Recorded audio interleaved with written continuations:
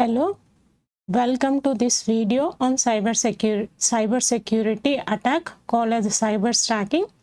So I am Sunanda. I am from CSC department, G. Pullareddy Engineering College. So this video mainly deals with one of a cyber attack called as cyberstalking.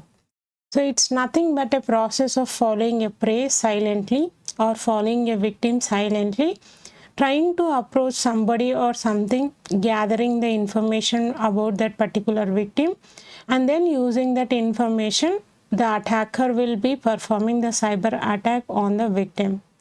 So it has been defined as the use of information and communications technology, particularly the internet or a group of individuals, to harass another individual, group of individual or organization. So the main concentration of the attacker is to harass a specific victim. So here, whatever the information he will be gathered based upon observing the victim, that information will be used by an attacker for harassing the particular victim. So the behavior includes false allegations, monitoring, transmission of the threats, ID theft, damage of the data or equipment, and gathering information for harassment purpose. Right? So main concentration here is harassing. So the types of stackers are two types: online stacker and offline stacker. So when we go with an online stacker, so the attacker mainly uses some internet or through the mails or through some communication medium. He will be harassing the victim. And in the offline stacker, he will be watching the attacker's victim's daily routine, and then he will be gathering the information of the victim and using that information he will perform stacking process. Coming to the online stackers, the aim mainly to start the interaction with the victim, and directly with the help of an internet they gather the information from the victim. And the attacker may use either the emails or the chat rooms as a most of the popular communication medium to get connected with the victim rather than using the telephone or the cell phone. So using by hiding his identity, so he will be gathering informations like the videos or photos and some sensitive information from the victim. And whenever he want to do harassment on the victim, he will be using these as a source for harassment of the victim. And coming to the offline stackers, they attack by following the victim, watching the daily routine of the victim, searching a message boards or the newspapers, personal websites, and some other links relating to the victim. And after gathering all the information, he may either go through access of the phone of the victim or some other sources from where he can get the data of the victim. He will take that information as far as needed, and then when needed, that information will be used by an attacker against the victim in order to do some harassment on the victim. There are different types of the cases reported on the cyber stacking. The majority of cyber stackers are the men and the majority of the victims are the women. So this is a common case where the men will be the people who will be attacking the women, where the men will be considered as attacker and the women will be considered as a victim. Some cases also have been reported where women act as a cyber stackers and the men as the victims, which is a rare case. In many cases, the cyber stacker and the victim hold a prior relationship, and the cyber stacking begins when the victim attempts to break off the relationship. So the harassment of the victim occurs when there is a breakup in a relationship or when the victim is against the attacker. In such case, he will be using the previous relationship as a means and using the different set of the information he gathered over the relationship as a means of conducting this particular type of an attack on the victim. So example is boss or subordinate relationship or a neighbor relationship mainly leads to this particular type of cyber stacking. Many instances of cyber stackings are by the strangers. So like the people who will be using some false profiles, communicating through the social networks, creating a profile and then asking us to follow on the LinkedIn or some Facebook and some create relationship with us, and after that they will be asking some set of information from us. So based upon the information we give, they used to store that information in a specified format wherever they want, and if we break the relationship with them, they use this information as a means for harassing us. This is what happens mainly. So how the cyber stacking works is personal information gathered about the victim, like a name of the person or the victim, family background, contact details such as a cell phone number and the telephone number, address of the residence, office, email address, date of birth will be first gathered by the attacker. After that, he will establish a contact with the victim through the telephone or the cell phone. Once the contact is established, the stacker may make calls to the victim to threaten or harass, telling him that the sensitive information of the victim is available with him, and if at all the victim is not doing the work that is being specified by the attacker will use this personal information in some pornographic websites or in false alleging that particular victim in different social media websites, right? So this is how they mainly, the stacker may make calls to the victim to threaten or harass. Stackers will almost always establish a contact with the victim through the mails because they want to hide their identity. They don't want to show their identity. They just want to have a communication link with the victim. Through the communication only, hiding their identity, they will be gathering the information from the victim. Some stackers keep on sending repeated mails asking for the various kinds of the favors or threatening the victim. If the favors are not done by the victim, then that will be a chance by an attacker to do some harassment or threaten the victim. Next is the Cybercafe and cybercrimes. How the criminals will use a Cybercafe as a means of conducting a cyber attack will be seen here. In the past several years, many instances have been reported in India where cybercafes are known to be used for either real or false terrorist communication. So cyber crimes such as the stealing of the bank passwords and subsequent fraudulent withdrawal of the money have also happened through the cyber caves. Cyber caves also been used regularly for sending obscene mails to harass the people. So the cyber caves become a place where most of the cyber crimes occur. The cyber criminals will mainly select the cybercafe as a place where they can perform the cyber crime easily and unnoticeable.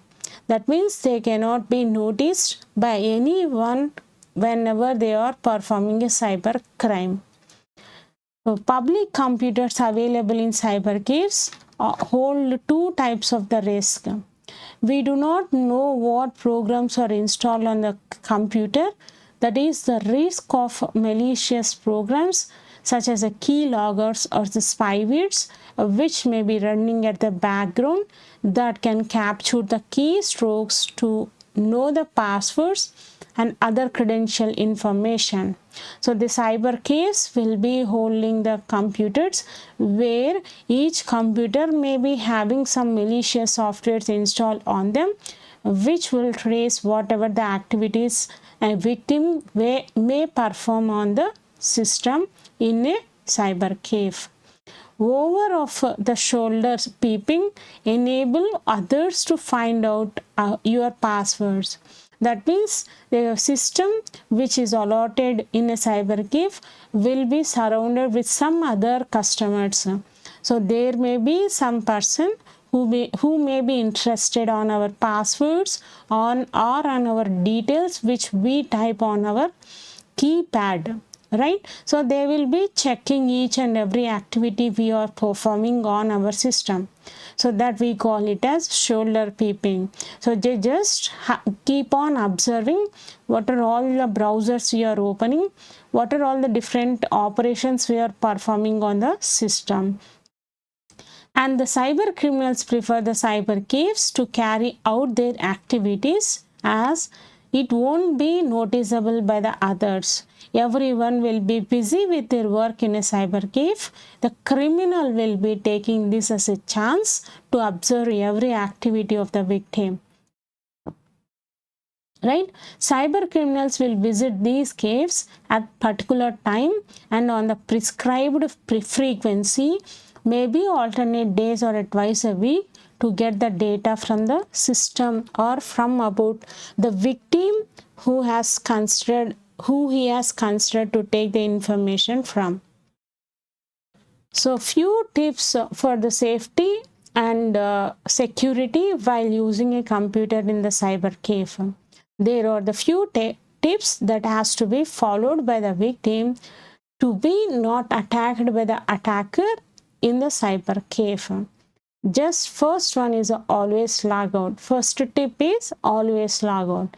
While checking the emails or logging into chatting services such as instant messages or using any other service that requires a username and a password, always click log out or sign out before leaving the system.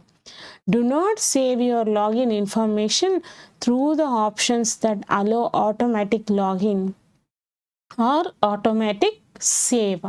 Disable such options before you log in, and do not allow the browser to save your login and the password. Right? So next, second tip is stay with the computer. So to avoid a cyber crime in the Cybercafe by an attacker, just stay with your computer. While surfing or browsing, one should not leave the system unattended for a specific period of a time. So just be with your system until your work is done, and after that just log out or close all the browsers and then only shut down the system and leave your system. Until unless you shut down your system, just don't leave it idle or unattended. If one has to go out, log out and close all the browser windows. That is the second tip. And the third tip is clear history and temporary files. So just clear.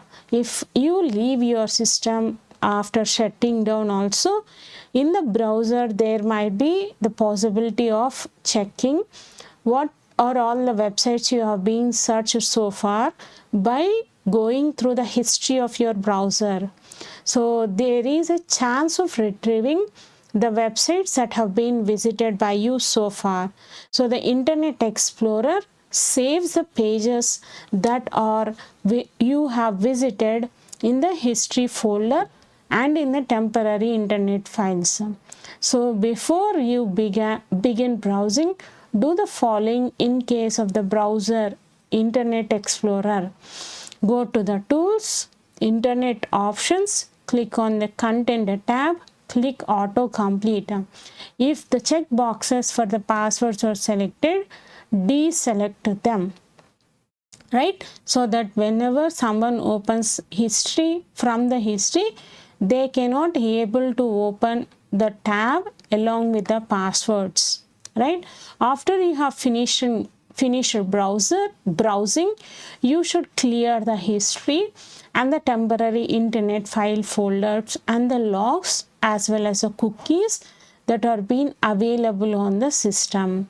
After this, so in order to clear the history, just go to the tools, internet options, click the general tab, go to temporary files, click delete files, and then click delete cookies. So this is for deleting the history and deleting the cookies. Then under the history, click clear history, so which will clear the history. Wait for the process to finish before leaving the computer. This is the tip 3. And the tip 4 is be alert. One should have to stay alert and aware of the surroundings while using a public computer. Just observe your surroundings. See whether someone is observing you. See someone is looking at your activities or not. So if everyone is busy with their own work, then it will be comfortable for you to perform your activities. If not, if someone is snooping over the shoulder or if someone is looking at you, so be careful while typing the passwords or while typing the data on that system. Snooping over the shoulder is an easy way of getting your username and the password by most of the people in the Cybercafe. And the fifth tip is avoid online financial transactions. So whenever you are using the public computer in a Cybercafe, just don't perform any financial transactions or any other bank transactions, or don't do any online shopping or online transactions on the browser. So ideally, one should avoid online banking, shopping, or other transactions that require one to provide personal, confidential, and sensitive information such as a credit card or bank account details. In case of urgency, one should take precautions of changing all the passwords using a more trusted computer such as at home or at office, right? The next tip is using the virtual keyboards. So nowadays, almost every bank has provided the virtual keyboard on their website. So take the advantage of utilizing the virtual keyboard, which mainly help you for the avoiding a keylogger to keep an idea on what are all the keys that you are typing. So the advantage of using or utilizing the virtual keyboard is the possibility of logging keystrokes can be avoided. If someone or if any software keylogger or the hardware keylogger is installed on your system, then when you use a virtual keyboard, it won't accept or traces your keys. So that's why it's better to use a virtual keyboard other than the physical keyboard. And 7th tip is security warnings. One should take utmost care while accessing the websites of any banks or financial institutions. So if it is redirecting to any third-party website, check whether it is a genuine website or not. If it is a genuine, then you can proceed with the third-party website. Otherwise, just block those websites on the system. Thank you. So this is all about the tips that you have to follow when using a Cybercafe.